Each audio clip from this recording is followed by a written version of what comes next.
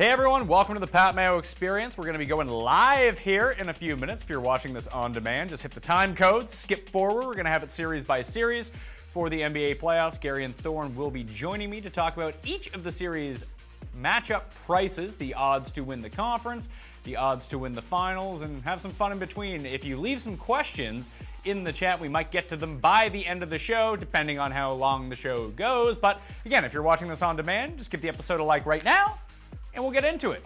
Enjoy. Entering the Pat Mayo Experience. Pat Mayo Experience. Pat Mayo Experience. Pat Mayo Experience. Experience. Welcome to the Pat Mayo Experience. We're live right now, so if you're catching up on demand, please give the episode a like. We're breaking down the NBA playoffs first round. Maybe look at some conference odds, maybe some NBA championship odds, but listen, I'm no NBA aficionado, so I had to bring in Garion Thorne. He was just wandering about outside. I was like, hey, Garion, want to talk some basketball? Sure. And you're in. I'm here. And we're going to start with the Western Conference. We're going to jump right into this. We are. Hey, everyone. Welcome to the Pat Mayo Experience. We're going to be going live here in a few minutes. If you're watching this on demand. 2,800 favorite to win this series over the T-Wolves. It's a real NBA French crossover. I think there is. Wait till we get to Utah. Rudy Gobert is in there. That's true. Although he has less of a Quebecois accent, I assume, than he actually has like a real French accent. To the best of my knowledge, I've never actually really listened to Rudy Gobert talk, so your guess is as good as mine. All right, so Rockets, T-Wolves plus 14-1 to win the series. Is this a sweep? I don't think so. I mean, I look at the Timberwolves and I do sort of see a team that, for as tight as the Western Conference was this year, I mean, they, going into the last week of the season, could have been the 4 seed. That was still mathematically possible. So as much as seeding doesn't really necessarily matter in terms of actual team value in the Western Conference this year, Minnesota is an 8 seed that very realistically, had Jimmy Butler not gotten hurt, would probably be 5 or 6 wins better than they are. So I do think with Butler on this team... What Butler are we getting, though? Are we getting 100% Jimmy Butler? It's a weird game to play because Tom Thibodeau is obviously renowned for just running his players into the ground. They had a do-or-die must-win game against Denver a couple days back on the Wednesday. And Jimmy Butler, in his 3rd game, I believe, since returning from injury, played 41 minutes in a game that would eventually go to overtime. And the usage rate was pretty high in that contest. So did he look like 100% mid-season Jimmy Butler in that contest? No, but he looked very good. He looked like a really, really good version of Jimmy Butler. And with the way that the playoffs kind of schedule out, like there's going to be at least a game in between every single, or a day in between every single game, sometimes 2 games or 2 days in between these games. I think he'll be able to get the rest he needs. And at the very least, the playoffs are designed for the Tom Thibodeaus of the world, where this is the time to play your best 7 players 36 minutes to 42 minutes a game. Like, he doesn't like going deep into his bench in the regular season. That's bad. In the playoffs, that's kind of what you do anyway. So at least they understand their rotations at this point. Butler could probably wreak a little bit of havoc as an isolation defender on James Harden, but I'll give him a game. I'm going to say Rockets in 5. Rockets get cold shooting for a game. There's a game, yeah, that they just don't shoot. They just don't cover Towns. And the problem Towns too gets 40. is Karl Anthony Towns, first and foremost, the problem with this team seems to be they just don't let him shoot enough. I don't know why Jeff Teague and Andrew Wiggins think they should shoot as much as they do. Or even like Jamal Crawford, who's still probably their best guy coming off the bench, which is sad. Or at least he thinks he's the best guy coming off the bench. He could play on any team and think that he's the best guy coming off the bench. He's never had a conscience, but still there's the shot volume and the shot just differentiation on this team is so poorly put out. Like, Cat should lead this team in field goal attempts. He does not. He's hovering around 14 or 15 a game. This is someone who is arguably one of the top 10 players in basketball, especially from the offensive end of the floor. Like, he's gotten better on defense, but he's one of those guys who you want to make sure you utilize his talents as an offensive player because there is a little bit of detriment to playing him on the defensive end. So if he's just out there not shooting, he's not a great player. So yeah, there's a game Cat will go off, but he's probably their best and most consistent 3-point shooter. Like, even that's the area of Jimmy Butler's game that's always been a question mark, is he can't really shoot threes at a consistent high-level clip. Wiggins has never been able to do it. You know, Taj Gibson's got a great mid-range game, but he's not someone who's going to stretch it out past the three-point line. So not only are the Rockets the complete opposite in terms of their offensive philosophy, but just in the current age of NBA math, the Rockets should win this series pretty handily because they're going to take probably 25 more three-point attempts per game than Minnesota does. And even if you only make 30% of those, which the Rockets are pretty good at shooting threes, the volume is still just going to be so apparent that even if they have a bad shooting night, like they're still going to be close. So yeah, I'll give Minnesota a game. Well, if you want to give Minnesota that, I mean, that's what the betting favorite is right now. To finish this series to finish in Game 5 is plus 137. For a sweep, it's plus 150. If it gets a Game 6, plus 450. That's not a bad jump in value. The raucous Minneapolis crowd, or do they play in St. Paul? They play in St. Paul, I think. Do they play at the XL Energy Center? No, they play at Target Field's Minnesota. Because the hockey rink is in St. Paul. I think they play in Minneapolis. I'm pretty sure they play in Minneapolis. Either way. Anyway, doesn't matter. Yeah, that doesn't shock me that people would think this team could win a game, but they're not winning this series. Okay, so let's talk about Houston conference odds, finals odds. Plus 105 to win the conference, plus 150 to win the finals. That's not terrible. But besides Golden State, assuming Curry's back and he's like, all right. Should be round 2, yeah. Should be right. Granted, let's say they get through the first round, and that's the collision course that they're on. They end up playing the Warriors in the Western Conference Finals. Yeah. If Steph is healthy, are they still the favorites in that series? I would think not. Because I think the way you're seeing the odds right now reflect what I believe would be the odds. I don't see why that would change. I don't see how the Rockets demolishing the Timberwolves and then taking on the Jazz or the Thunder. I don't see how that would change expectations. Could the Jazz give them a problem? Like the Jazz can give anyone a problem. Put Gobert in front of the rim and have him go like this, and just see what happens. Look, the Jazz are a very interesting team. We'll talk about them when we get to that series, but they do bring a skill set to the table that not a lot of teams in the West possess, which is, or an identity at the very least. They will slow the game down, and they will try to win a contest under 100 points. You could make the argument that in the modern NBA, it's more important to have a great offense and a great defense. But still, having the best defense in the league is not something you can just, laugh off its importance. It's an important thing. I would still say, though, that the Rockets' path to the finals is really only Golden State. I don't think there's a team in the East that's going to win the finals this year. So you're basically paying for the Rockets to win 3 series. Yeah, so the finals bet is much better than the conference. Yeah, I think the added value in that, I don't see, unless Cleveland turns it on to the point where they go on some sort of, let's say, 12-1 run on their way to the finals, which would mean they would have to beat Indiana in 4, Toronto in 4 or 5, and then probably someone else, Philly or Boston in 4 or 5. I still don't think, even that narrative, I wouldn't care. I just think that when you get to that point, there's so many flaws, and especially defensively with Cleveland, that I think Houston or Golden State, I think they would be the clear-cut favorites. So I do think if you're going to bet the Rockets, bet them now and bet them to win the finals. Do you worry about D'Antoni? Should you worry about D'Antoni? Look, I think that the reason to worry about D'Antoni is, I guess there comes to a point in close games. And that's kind of the theory, is that Mike D'Antoni doesn't coach well in close games.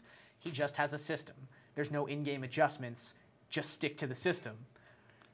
They have really good isolation players, though. And I think when you start nitpicking these teams who happen to struggle towards the back end of games, and for as much as, even people malign, the Raptors, where they've revolutionized their offense, but they still go isolation ball in the final 2 minutes of an NBA game. Everyone goes isolation ball in the final 2 minutes of an NBA game. That's just kind of how the league works. So I think when you still have 2 of the best isolation players in basketball with Harden and Paul, that means something. Now, losing, as weird as this sounds, losing Luc Richard Mbamute is kind of a big deal for them. You said there was no French connection here. He is Haitian. Yeah, that's true. And he is Francais. That's true. Just like his main man before him, Samuel Delamere. He's Canadian. Well, he was Haitian. He became a Canadian citizen. They needed him for almost getting to the 2000s. Yeah, and then he quit during the tournament. Yeah, not very good. Yeah, I mean, losing him, he's a vital 3-and-D guy in that team. He should be back by round 2, and I think he'll definitely be back by round 3. So I really don't have any worries about them. I don't buy into the James Harden can't play in the playoffs thing. I don't buy into the Chris Paul can't play in the playoffs thing. Look, are there better coaches than Mike D'Antoni? Yeah, probably better in-game coaches than Mike D'Antoni, but he's drawn up a hell of a system. So just lean on your system. It's what you got here. All right, Warriors 2 seed, Spurs 7 seed. Are we gonna get like someone pointed this out on Twitter that it would be awesome, just like when they're doing like the first in-game, like, hey, coming to the core, Kevin Durant, and then all of a sudden like all the lights go out and Kawhi Leonard's just standing in the rafters like Sting and comes on down and all of a sudden he's in the starting lineup. Oh, I thought it was gonna be like the lights were already out and Durant comes out with a spotlight and he's standing there just like kind of playing it cool, and then the lights come up and Kawhi's just standing behind him like this. See, that would work too. I would be shocked. Are we going to see Kawhi at all? I would be shocked if Kawhi plays in this series. It would be an amazing narrative. It would be maybe the best thing that's happened all NBA season. Let's say he shows up for game 1 and he's playing. Could they win the series? Yeah, of course they could. They would then have, arguably, they would definitely have 2 of the best 4 players in the series.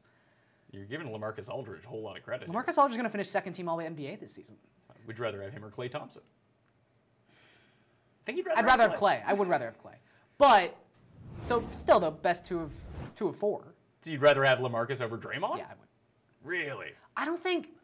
You just hate Draymond. I don't hate... I love Draymond. Hate Draymond. The thing about Draymond is Draymond was this crazy valuable weapon for the Warriors, and he still is. He's still an amazing 1-5 defender. Few guys at his size, with his effectiveness, can switch across positions in the NBA. I understand that as a value. His big value, though, was that with this construct, even before Durant, and really definitely before Durant, because his shooting from three-point range has been awful since Durant showed up, is someone's got to be left open. And Draymond, I think he hit 30% of his shots from 3 this year. That's a shot you're wanting. If you could pick anyone on that team to have to take shots, it's wide open Draymond 3s. Yeah, but he has great grit, a great playoff performer. He's going to kick someone in the net. That's going to go up to like 60% in the playoffs, and it's going to make a fool out of you. Look, there's again, this is why basketball analysis is so tough, because for half these teams, there's they could just flip the switch and be the guy they were when they care. Like, do I think Draymond cared this season? Probably not. But I don't know. I think LaMarcus Aldridge, I think people, almost in the opposite sense, get way too wrapped up in how bad he was last season for the Spurs. If you look large sample at LaMarcus Aldridge's career, this is someone who, for over half a decade, was a premier player in the NBA. His free agency was massive. Like, it was a big deal to just get a meeting with LaMarcus Aldridge. Like, well, I mean, in LA, they took out a billboard being like, sign with the Lakers, LaMarcus. Didn't work. Yeah, oh, really? Yeah. I feel like billboards always work. That's why all these teams are just doing it. Of course, but okay. They can't fail. So here's the thing. The series price right now is minus 1,000 for Golden State to win. It opened at minus 550, and then a day later it's minus 1,000. So everyone jumped on it. Them to win the conference, they're still the favorites. They're minus 105. They're plus 130 to win the final. So I guess it would work the same way that if you think that Golden State is going to beat Houston in the Western Conference Finals, just bet them plus 130 to win the finals. But for this series, a sweep, plus 333. That's not terrible value. I would say, look, if you're the kind of person who wants to bet on the Spurs, ask yourself, why do you think the Spurs can win this series? And the only answer to that question is Kawhi Leonard plays in this series. Go be a better gambler.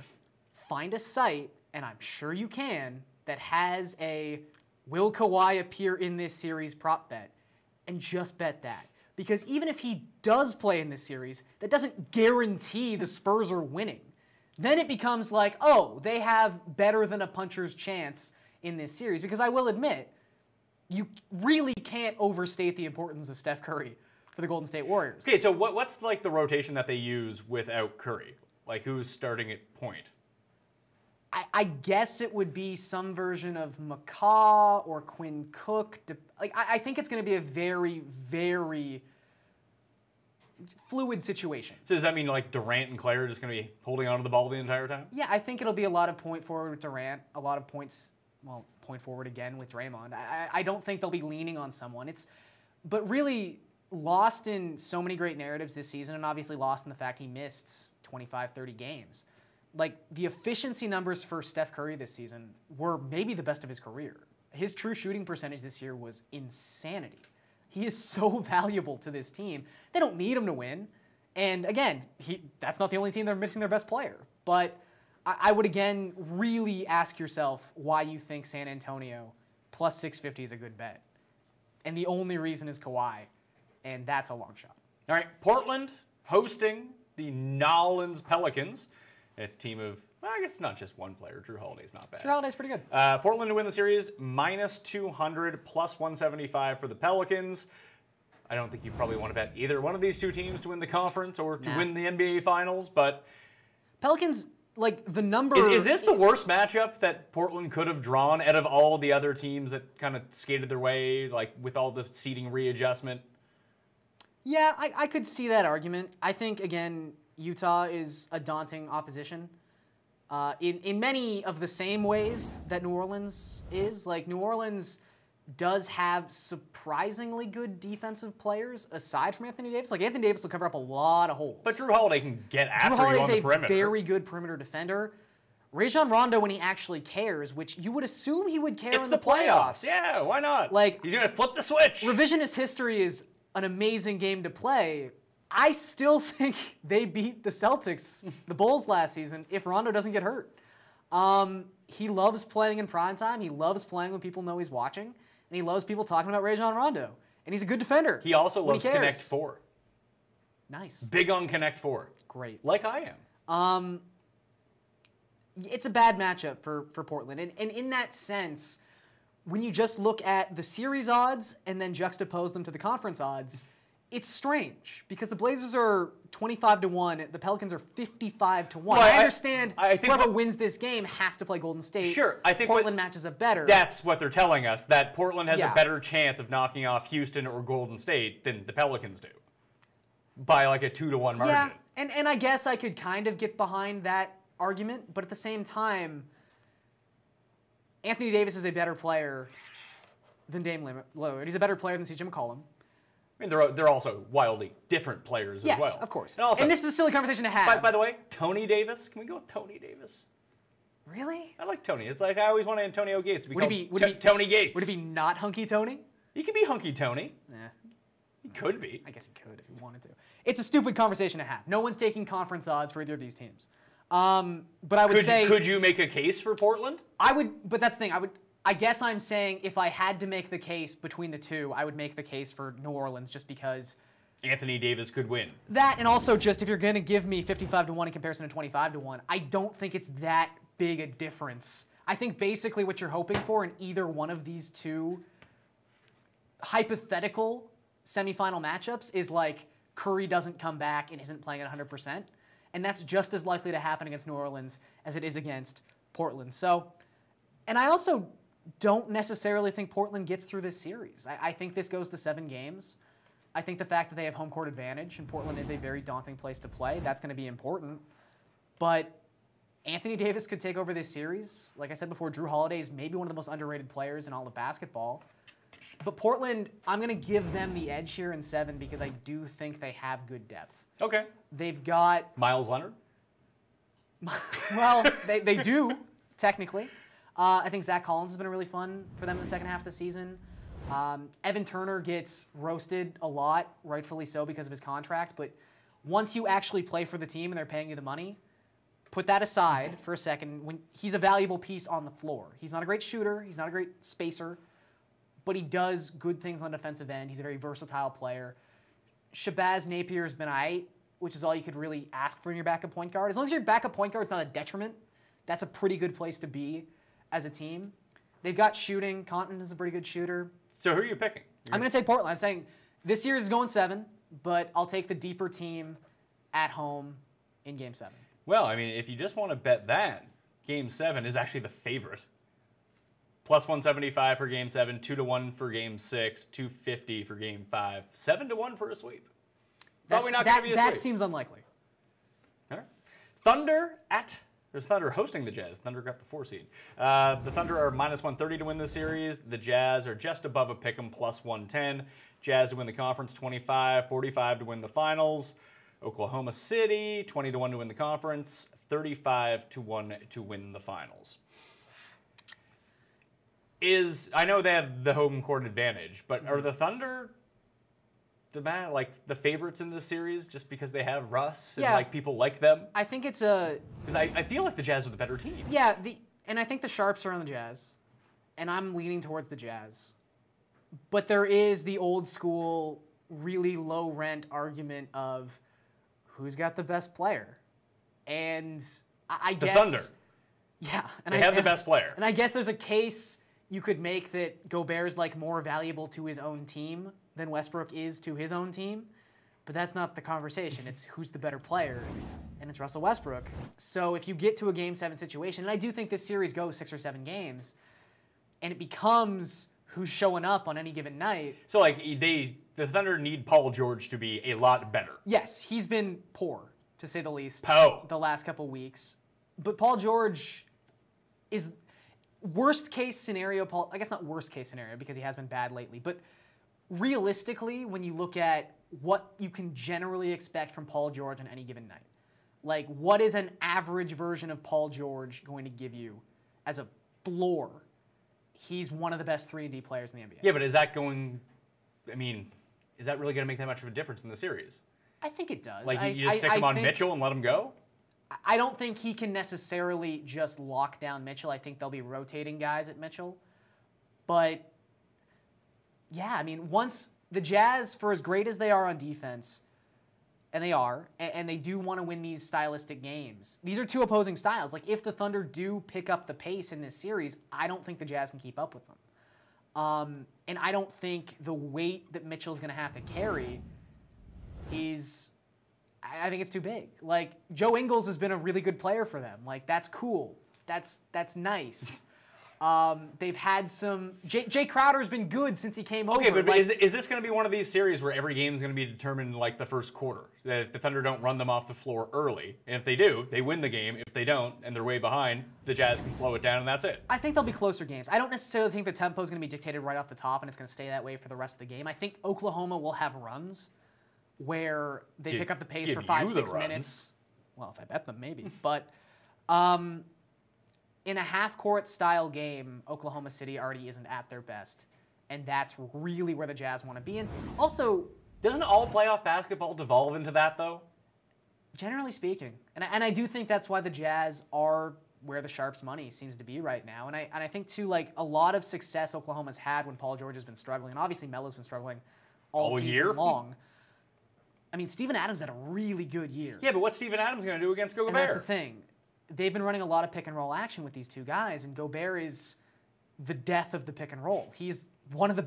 If you could pick any player to be on the defensive side of pick-and-roll sequencing, you would probably pick Rudy Gobert as your big man. So that's tough. That's really, really tough. On the other side of things, like, you know, obviously people have been focusing on this narrative a lot with Philadelphia because they bring so many young players to the table, but... Yeah, Donovan Mitchell's never played in a playoff game before. Donovan Mitchell's never had to do this before. And I'm not a big narratives guy. I'm really not. But he also isn't like... I think we're a lot more protective of rookies and a lot less scrutinizing of rookies, especially when they've been playing well.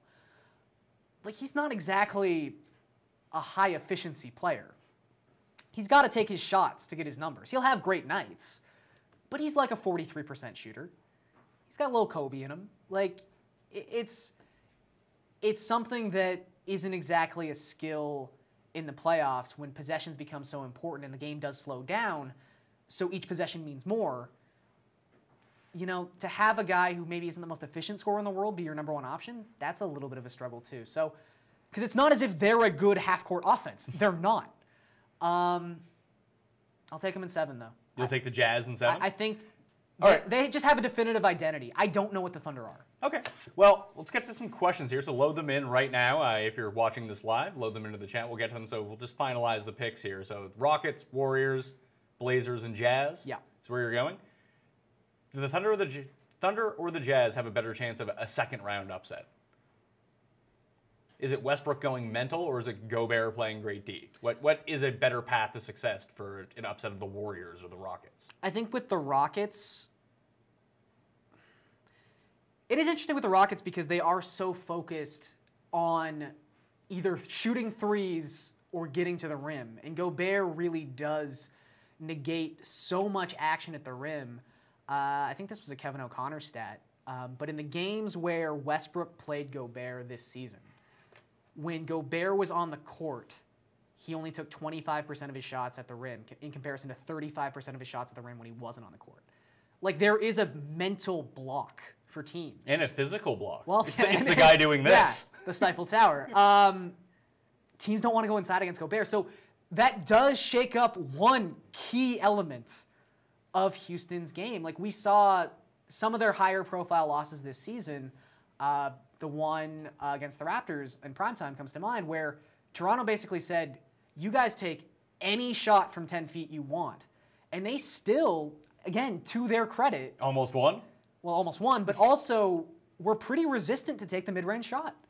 Like, they had That's been this beat out of them? system so drilled into them that they were still taking contested layups. And that was like Jonas Valanciunas, who I've heard is not as good a defender as Rudy Gobert. No, who'd you hear that from? Definitely not some crazy guy in the street. Definitely not Jonas. Yeah, it's probably pretty And common. definitely not the Celtics. No. So yeah, I do think the Jazz, like I said, the Jazz pose a threat to any team they play because they are so different than every other team in the league this year. Like every other team is trying to get better at offense at the possible sacrifice of defense and trying to get faster. The Jazz have just decided they're going to be the defensive team. Well, I think that's a smart... And they do it really well. But I think that's also a smart, like, when we thought about, like, when shooting threes was the market efficiency. And, like, only the Spurs were doing it, and then the Warriors basically copied them. Yeah. Now, everyone does it. I think there is some merit to just zigging the other way. Yeah, and look, they are a decent... They do enough three-point shooting, and, like, Joe Ingles is like a 45% three-point shooter this year. Donovan Mitchell's a very good three-point shooter. Ricky Rubio, not so good at shooting three-pointers. I forgot about Ricky Rubio. But yeah, they do enough well in like the sabermetrically inclined realm where they can also differentiate themselves this way. And look, it's also just about knowing your... Well, I just think it's a stylistic way of playing that if everyone is playing one way, if you're the one team that plays well the other way, it's still going to work. It's like how Memphis survived all those years with Zebo and Gasol. And again, you're not going to beat Houston 4 games out of 7 playing Houston's game because Houston is better at playing their game than you are, obviously. It's their game. But yeah, I think too, it's just knowing your personnel. Like this was a team that you needed to slow the game down. You needed to be a defensive squad, and that's what they've done. So kudos to them. Like Quinn Snyder hasn't really gotten enough love for Coach of the Year. He should be near the top of the ballot. All right, just gonna see some questions. Someone agrees with you. Draymond is overrated. Boom. Oh, that's not a hot internet take. Greg says that Golden State will not sweep a pop team. I get that, but at the same time... And then someone else commented, I mean, they did last year, so... Yeah. Thanks, Rob. It's just more just chatting between each other in here. It's good. Yeah. No questions. Find a community. People can answer their Questions own mean people disagree. All right, let's move to the East. Let's think with basketball, too, especially the first round of the basketball playoffs. How many series are really up in the air? I will say this is the tighter... What is the NBA TV game, like, series? I don't think there's one that's dedicated this season. Okay. So it's not the Raptors? Like, the Raptors and the Wizards play one of their first 4, which I think they've only gone 4 games in for every team, because you never know. Yeah. But I think only one of their first 4 are actually on NBA TV. So I think they're spreading the love. Also, Atlanta didn't make it this year, so you can't just make it the And Hawks. Indiana drew LeBron, so you can't put LeBron on NBA TV, because whoever Indiana plays is generally going to be that team. And that happened last year, too. So, like, if it was, put it this way, if it was Milwaukee, Indiana, all 4 games would be on NBA TV. I'll say this, though. Like, I really don't want to talk too much about, like, the stupid Napoleon complex that Toronto Raptors fans have. Je suis Napoleon! We got back to France somehow. But everyone's freaking out because the Raptors don't have the first game on Saturday. Who cares? They didn't last year either. But when you look at the way the NBA does this now, they've got a 3-game, a 5-game, an 8-game, and a 10:30 game. You're not getting the 10:30 games. That's for a West Coast team. And of the 3 o'clock game and the 8 o'clock game, you got the dinner time game. You still got the worst game on the slate. Yeah, but a lot of that had to do with, and I think the NBA worked in conjunction with some of the other leagues. Like, oh yeah, on Saturday in Toronto, there's Game 1 of the Raptors. Game 2 Bruins. Game 2 Bruins Leaf. That's in Boston, but that comes on right after the Raptors game. And then there's a TFC like Champions League game that's on right before the Raptors game. The CONCACAF. And then you have the Jays are on right before that too. But they've spread it out that they don't really soccer and baseball overlap. That comes into play. Those aren't the 2 same audiences. But I think that's why they did it that way. That comes into play too early in the next week where the Leafs play Monday and Wednesday, and you've got Raptors fans with a conspiracy theory that, oh, they're putting 2 games between all our games so John Wall can rest up and be healthy. It's like, no, it's because the ACC is being used on Monday and Wednesday. Everyone just calm down. No, it's okay. They don't like us. Yeah, they don't, probably, but The Raps are the 1 seed, taking on the Wiz. Minus 600 for the Raptors to win, plus 450. On the Wizards to win the conference, the Raptors are still plus 150. The Wiz are 33-1 to win the conference. I don't really care about either's title chances because neither one of these teams is going to win the finals. The conference odds are interesting, though, because at plus 150, that implies that the Raptors realistically would be either favored or basically even money in any series they have except for Cleveland. Because Cleveland's plus 125. If they win this game, if they win this series against Washington, they will have to play Cleveland. Spoiler alert, I don't think the Pacers are going to beat the Cavaliers. How dare you? Which to me, I feel like if Cleveland, I guess this is all about how Cleveland actually goes about their business in round 1, but if Cleveland sweeps the Pacers, which is on the table, or even beats them in 5, and just does it pretty handily, like, I assume you'll get better odds on the Raptors in the next series than you would to bet them in the conference right now.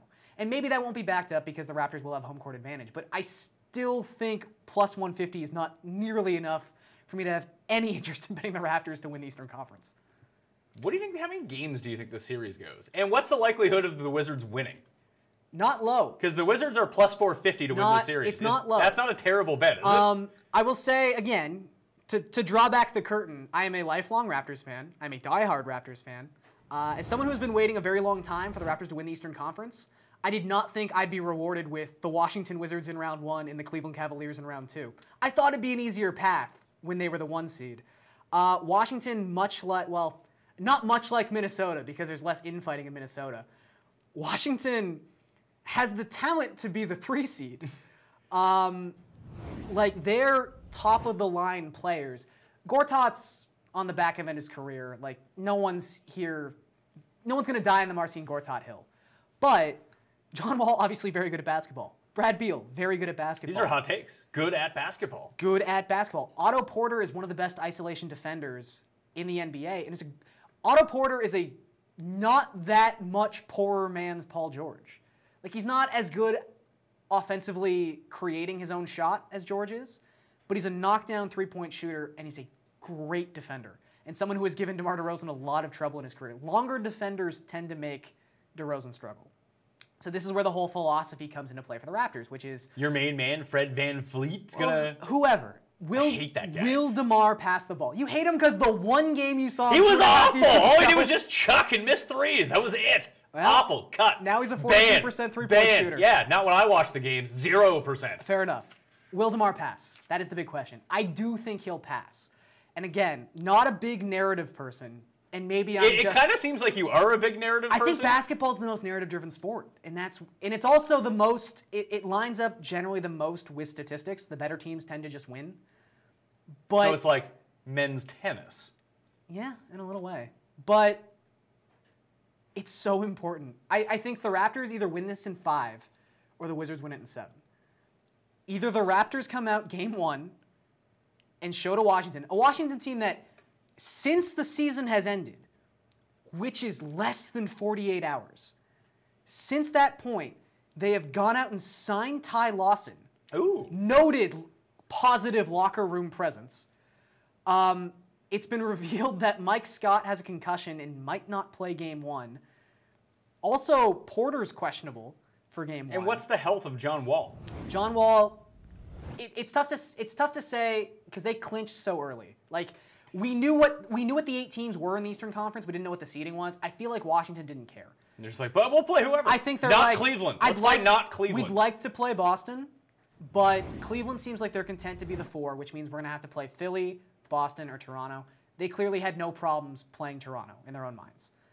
But since the end of the season, they've also now had Jody Meeks get suspended 25 games for violating the league's drug policy. Jody Meeks, big favorite of mine to pick up and stream if I was down in threes for a week. Needs some three-pointers sometimes. He's hit a couple big threes this season. Like, that's not an unimportant piece coming off their bench. And that's the thing. The Wizards' depth has been a little bit better this season. And that's the ironic part of all this is, for the last 4 years, you've had these top-heavy Wizards teams, and you're just sitting there like, why can't they have a bench? Why can't they have anyone coming off the bench? And now that they've got a decent bench, like Satoransky's been really good, Kelly Oubre Jr. is obviously a very good player. Now that they've got this bench, their entire offensive lineup, starting lineup, just fell apart. And there's infighting. Marcin Gortat hates John Wall and is not afraid to talk about it. And for some reason, there's no ramifications or repercussions for him just talking smack about his point guard. Have you ever seen Marcin Gortat? Oh, he's a scary dude. He's a terrifying person. It's the Polish Hammer. Yeah, he doesn't care if he gets deported back to Warsaw. So anyway, I think if the Raptors take care of business game 1, They can set the tone for the series. You really just set the tone for the series. You really just reinforce that the Wizards, they probably don't even want to hang around with each other anymore. I mean, at the end of the season, be damned with the Raptors. They won 59 games. They were good. Yeah. But everyone just assumes they're either going to lose this series or the second round. Everyone. Well, yeah. Talk to anyone. Yeah, even in this city. The problem is all you have is Raptors homers like, oh yeah, they're going to lose to LeBron. But I think even Raptors homers are they just had it beaten out of them at this point. Like there's so little optimism. But like, how much does their bench come into play here? It gives them versatility. And I don't think that you can just write off the bench because it's the playoffs. Like I was saying with Minnesota, yes, some teams will take it upon themselves to shorten their benches to the nth degree.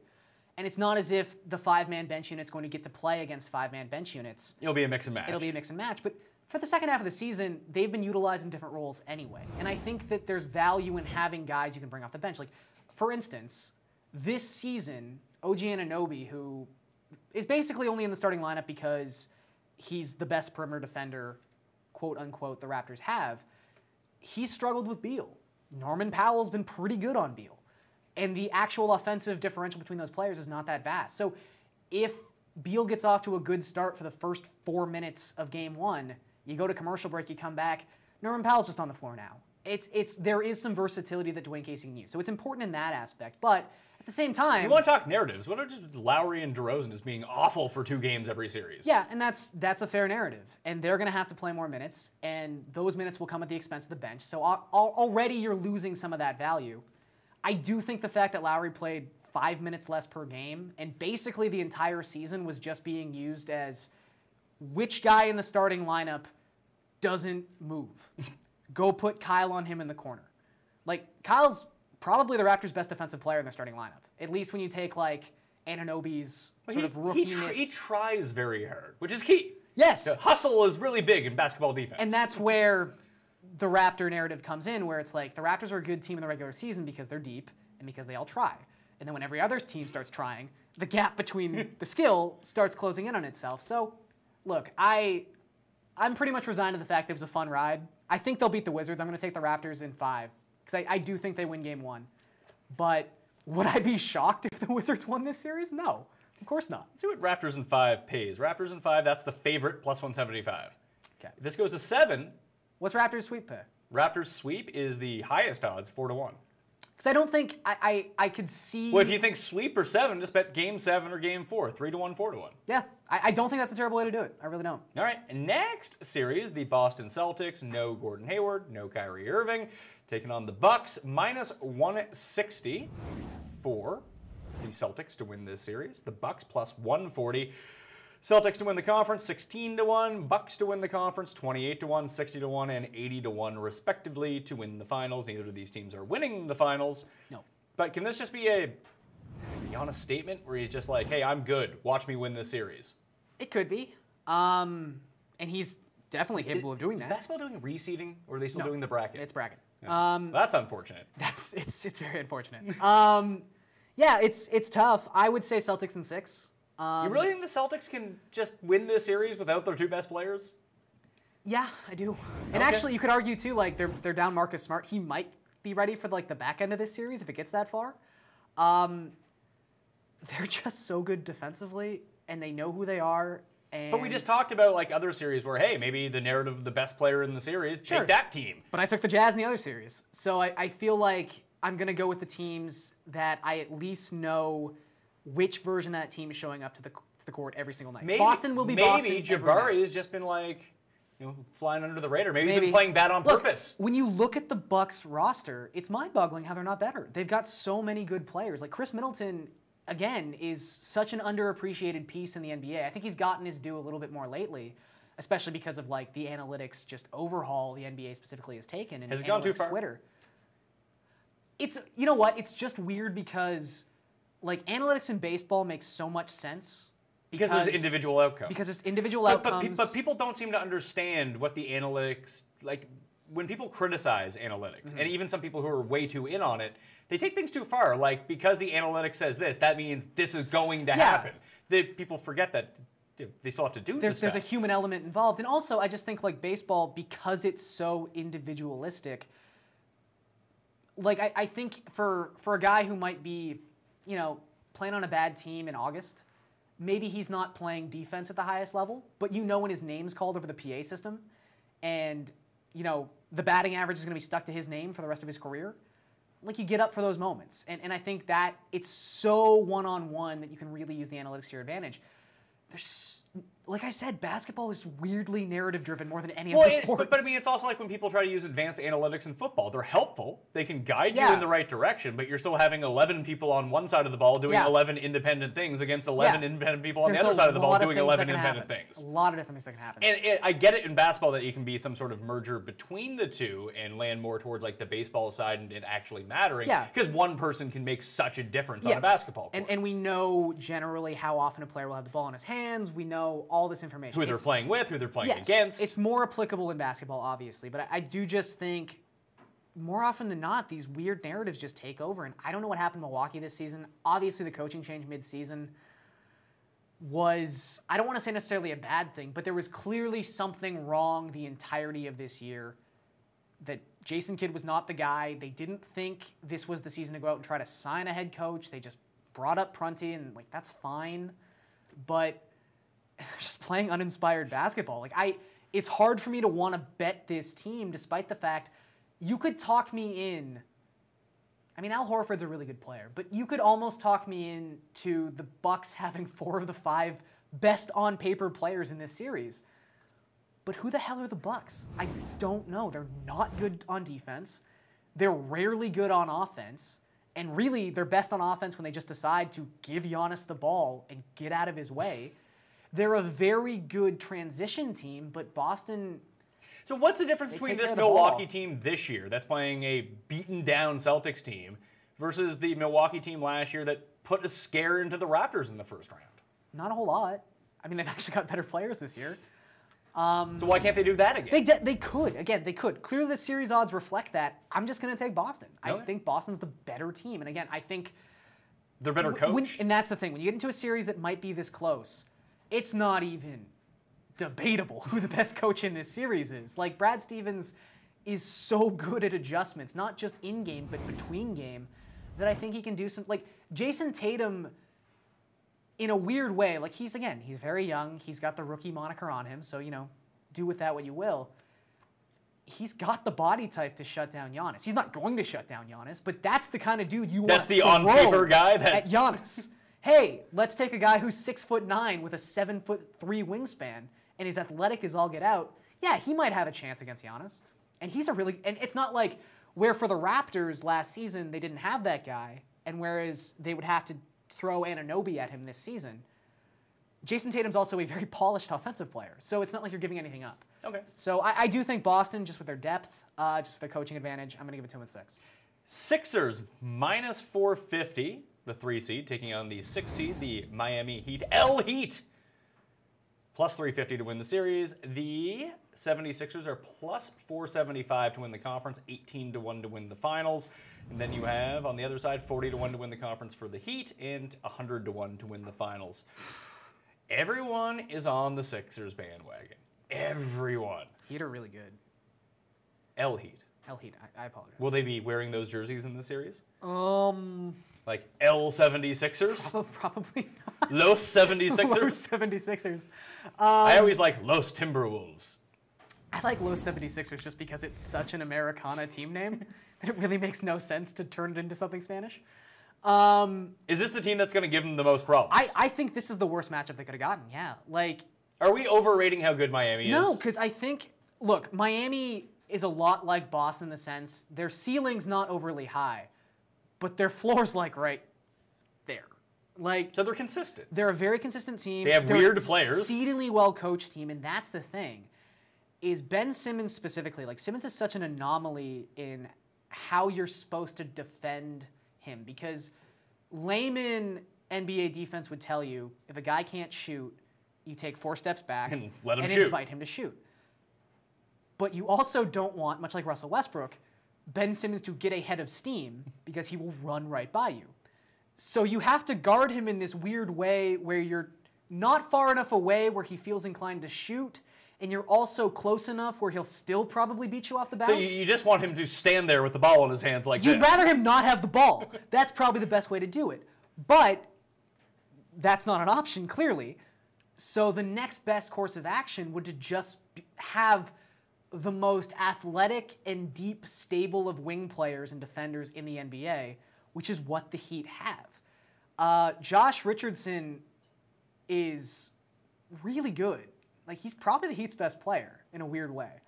You have James Johnson, who can switch maybe not 1 through 5, but 1 through 4. Tyler Johnson's a reputable defender.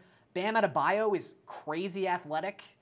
I think that Ben Simmons would have a speed advantage on him, but I think that's not a crazy mismatch. Here's the thing, though, because people are talking about, oh, bet on the 76ers to win the conference, bet on the 76ers to win the final, and try to, like, hedge your way out of it if they get that far. 18-1's not bad. But here's the thing. Like, if people are this confident in the 76ers winning, how can Miami be that big of a problem? They're going to lose to Miami, but they're going to go smoke LeBron? Give me a break. Well, I just think, again, it's either they're going to win this series in, like, 5, yeah, no, or they weren't very good to begin with. That's a fine way to look at it. I would say for people who like 18-1, I can understand the narrative. I get that they have the easiest path. But I don't even think that's a good bet.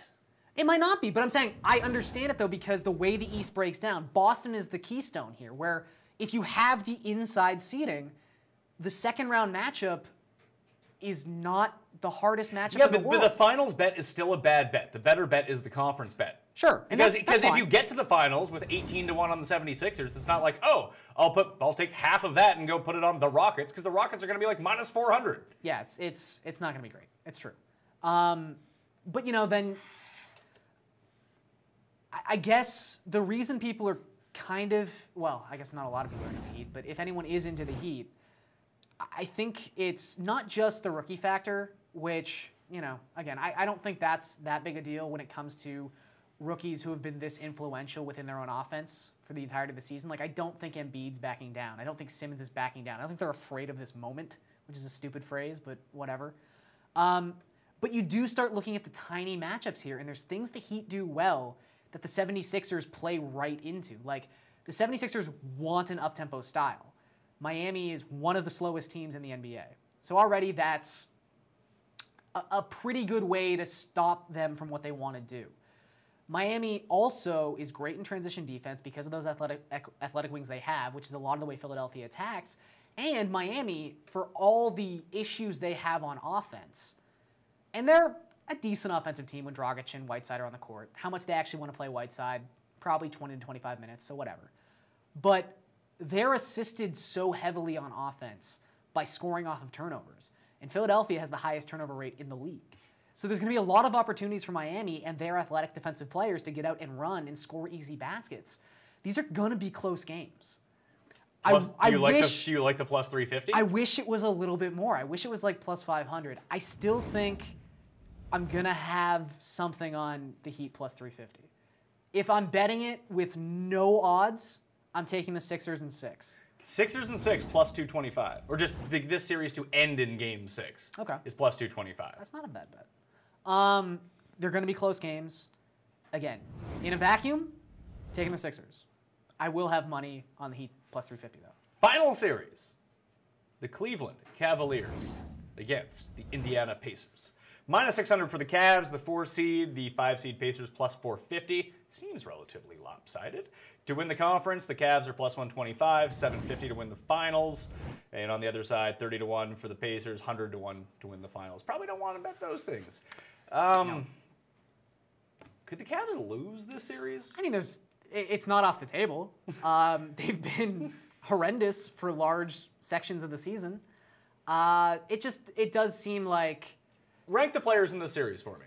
LeBron, number 1. Is it Oladipo's clearly number 2? Oladipo's clearly number 2. Then who is it? Love would be number 3. I forgot about Love. Is he even good anymore? Yeah, he's very solid. Not a good defender. We all know that. And people hate him. People do not like Kevin Love. Miles Miles Turner number? There's a large gap between 1 and 2. There's a large gap between 2 and 3. Yeah. There's a large gap between 3 and everybody else. Like, who are the next best, like, 4 players? I think the Pacers, their depth matches up well with the Cavs' depth. But The Cavs have depth?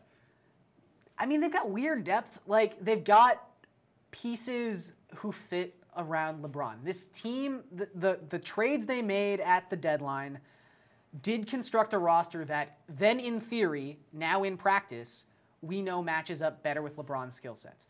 The best way to utilize LeBron on offense is to make him the point guard and give him 4 shooters to kick the ball out to. That's all he needs. So if Love's healthy, if Clarkson's healthy, if Hood's healthy, if Korver's healthy, that gives them a good chance to do that. And your theory for the Cavaliers is, if we're scoring 1.8, 1.9 points per possession on offense, we can be terrible on defense and just outscore you.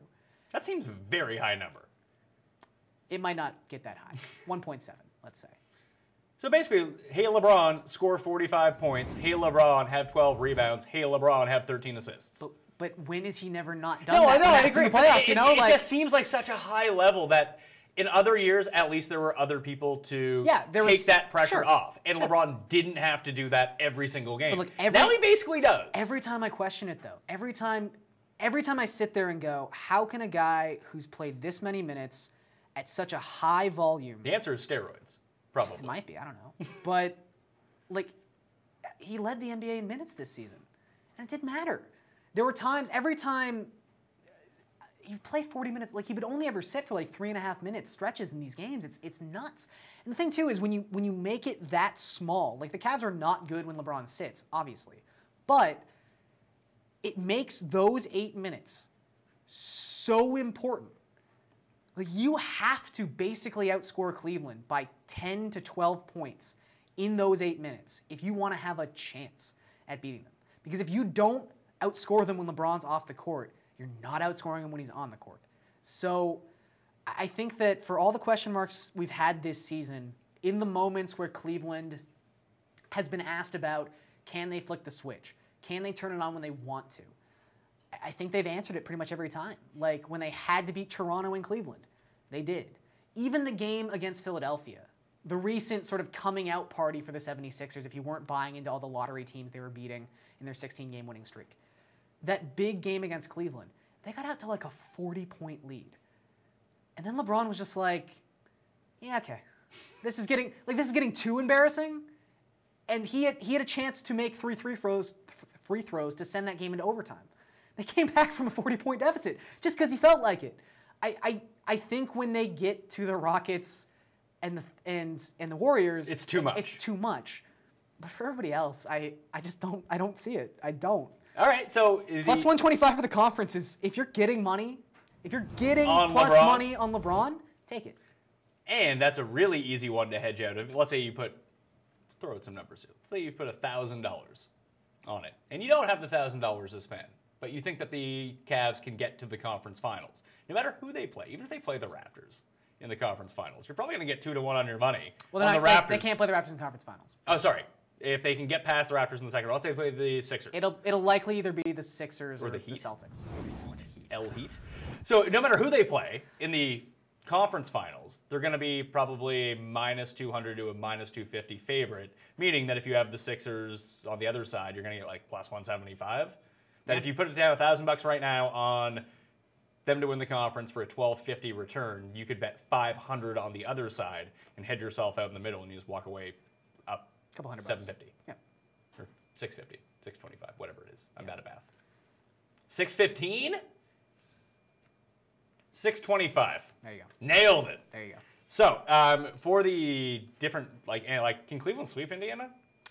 Probably not. I mean, they can. Again, if they do sweep Indiana, plus 425. Literally any outcome or if the is on Pacers the table. sweep the Cavs. Look, the Pacers have some really good players. Oladipo's been better the last couple. Not that he's ever bad, but like his shooting was crazy good in the first half, tapered off to like 33% three-point shooting in the middle February, early March part of the season. Then it got right back up to where he needs it to be in the second half. But like Miles Turner didn't have the season people thought he was going to have. You know, Bogdanovich could get hot a couple games, I guess, but I don't see it. Okay. I really don't. All right, let's make some picks here before we get to the questions. So if you do have any questions for Garion, probably not me. So I'll just give you fire takes. Warriors. Hot takes. Warriors. I don't think taking the Warriors is a hot take. It's not? Probably not. No, the hottest of all takes. Everyone's, the Rockets, the Sixers. Warriors. It's a team that wins. That sounds like a well thought out, reasoned. It is. I've been really pondering this one. So for the Western Conference Final, what do you got? I will say that the Warriors are in the finals. All right, Warriors against who? So Warriors over Rockets. Warriors over Rockets. Okay. Yeah. In the East? I will take the Cavaliers. Oh, you're just trying to. You don't want to get your Raptors' hopes too high. Look.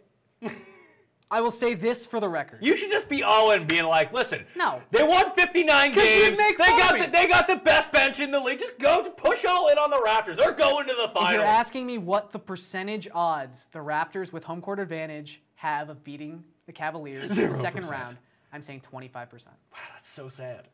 It feels like you've been beaten down. 2 years ago, I gave them 5%. So we're climbing up the ladder a little bit. So in like 10 years, we're going to be good. Hey, when DeLon Wright's in year 14, dropping 19 points a game and 12 assists. So Cavs, Sixers? Cavs, Sixers, and I'm taking the Cavs. All right, so And Cavs, Warriors, P4? P4, Warriors to win. Okay. It's boring, but again, the NBA is boring. When you really boil it down, this could be the year something I'm cool telling happens. you, man, It's a cool year. It's men's tennis. It's a cool year, but it's men's tennis, exactly. It's not women's tennis. It is not. Bet underdogs. Craziness. Just bet underdogs at all times. Isn't that the way to do it? Pretty much. Like when Leonardo da Vinci beat Serena Williams? Stop the Grand Slam? All right, let's get some questions. If there's any questions. I don't know if there is or not. They've been on the ground. Bench doesn't matter in the playoffs. Gary, oh God, Tim's in the chat. What's Tim? Was that him? It just says, the Cavaliers will win in 4. Free money! Against the Raptors or the Pacers? Who knows? I mean, both are applicable. Against everyone. Yeah, sure. Beat everyone in 4. No, there's no real questions. Cavs are cursed. People are saying that. I could be in on a good Cavs cursing. That would be like, I feel... That would be a very... You are owed a curse because Tim only curses your teams. He really goes out of his It's like way. when he's like, I hate Miami, but I think that they're really good and they'll probably beat New England. It's like, oh, great. Thanks, Tim. He does do that a lot. Anytime I get excited about the Jays, too, he tells me they're a lock to win the AL East. Which I don't think curses really play into that. They're just not going to win the AL East. But The curse can't help. yeah, exactly. It's not helping. Exactly. It was like Luke Donald in the course history this week. I mean, the guy came second or third every single year. Nothing has changed. He's still awful, like he always is. But why is he +1 after 2 rounds? Cursed. Yeah. That's all it took, that little shove over the curse cliff. It's true. So you're going Warriors over Cavs? Yeah. I'll go Warriors over Raptors. The Raptors! You know what the funny thing is? No one even is thinking about what they would, like, they wouldn't know how to react, the fans, if they got past Cleveland. No. At no point. Toronto is the city of champions, Garion. A soccer fan told me that. That's true. MLS championship, man. But it's just so funny. No one is even talking about, like, I don't think anyone would care if the Raptors got to the finals and just got trucked by the Warriors. No, they'd be fired up. They got to the finals. Ecstatic, which is sad in itself. I agree. But that's fandom. That's specifically NBA fandom. It's specific also Raptors fandom, too. The Raptors actually have, and if you did want to go to a game, this is your best shot, by the way. I know tickets are pricey, but since the Leafs are also in the playoffs, that's true. the Raptors ticket prices have gone down. The fun game to play, though, is wait till they lose game 1 and then buy game 5 tickets. Because people start getting real antsy about selling those tickets. They do. They, like, that's the one thing. I got to see a Jays playoff game in their 2 years of glory for $25. Really? Because people freak out. It's like, sell, sell, sell. Nuts. They're the opposite Bitcoin people. Yeah. They're like, $19,000, buy, buy, buy, buy, buy. $5,000, sell. Yeah. I think you got Gotta that. recoup a little bit. I think you got that one backwards. Yeah. No. I know what I'm doing. I know all about cryptocurrency. Yeah. Sure you do. Yeah. Anyway, that will do it on the Pat Mayo Experience. I want to thank Garion for being here. You can follow Garion on Twitter at Garion Thorne. Where can the peoples find your works? Because you're doing lots of baseball work. Yeah, lots of baseball stuff. You can I'm not doing A. Maybe I'll have to have you on to do like waiver wire segments. Sure. Once we're 3 times a week. You can find my stuff on Playbook, breaking down the feature slate for that evening. DKPlaybook.com. DKPlaybook.com. Also doing some stuff for Fantasy Pros, doing 2-star pitchers. Oh, you might hit Mike Taglieri. Yeah, and then it's so-called Fantasy Experts, more just whatever I happen to feel like writing about for the week. That's more season-long stuff than DFS. How much shorter did your articles get once Community went off the air? A lot of community links. There were. There were a ton. You can still keep those in. I could, yeah. Yeah. Then you end up being Tim of baseball writing. Yeah. No, I make my MASH references. Everyone gets it. It was the highest-rated finale in history. Tim, all those people are dead. No. I know what's going on. Yeah, but that's why you link the vid. Then they understand. Yeah, you'd be surprised how few people click Actually click the links. Yeah. All right, I'm Pat Mayo. You can follow me at the PME on Twitter, Instagram, and Facebook. Give the episode a like. Subscribe to the podcast wherever you can download audio podcasts. You can find the Pat Mayo Experience, uncut, uncensored, and always free. That's why I say give the likes, leave the reviews, help keep the show free, because they're always on me being like, Pat, you should charge for the show. I'm like, no. I'm here for the people, and the people like free stuff. I like free stuff. You like free stuff. So help me keep it free. Video version on the DK Live app and the DraftKings YouTube page. I'm Pat Mayo. Enjoy the NBA playoffs. I'll see you next time.